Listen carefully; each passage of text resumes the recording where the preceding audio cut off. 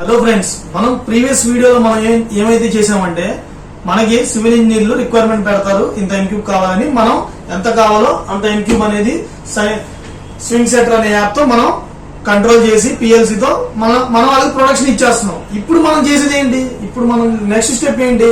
మనం చేసేసిన ప్రొడక్షన్ లో మనం టీఎం ట్రాన్సిట్ మిక్చర్ లో మనం కాంక్రీట్ పంపించేస్తున్నాం. మనం ఆల్రెడీ పంపించేసిన కాంక్రీట్ అది ఎంత స్ట్రాంగ్ ఉంది, దాంట్లో ఎంత స్ట్రెంత్ ఉంది, దాంట్లో ఎంత బలం ఉంది, అది తెలుసుకోవాలంటే ఏం చేయాలమ్మా? క్యూఏ క్యూసీ ల్యాబ్, సివిల్ వాళ్ళకి తెలిసిద్దమ్మా. క్యూఏ క్యూసీ ల్యాబ్ అనే ల్యాబ్ ఉంది, క్వాలిటీ కంట్రోల్ అనమాట.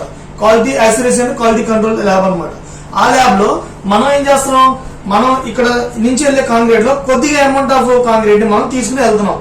వెళ్ళి ఏం చేస్తున్నాం? సమ్ క్యూబ్స్ ఉంటాయి, ఆ క్యూబ్స్ లో వేసి అది గట్టిగా తయారు చేసి అది తీసుకెళ్లి క్వాలిటీ కంట్రోల్ వాళ్ళకి ఇస్తున్నాం. వాళ్ళు ఏం చేస్తారమ్మా? దాన్ని వాళ్ళు కంట్రోల్ చేసుకుంటారు. ఎలా? దాని స్ట్రెంత్ ఎంత ఉంది, అది ఎంత క్వాలిటీ ఉంది, దాంట్లో ఇంకేమైనా యాడ్ చేయాలా నెక్స్ట్ టైం, అలా అనమాట.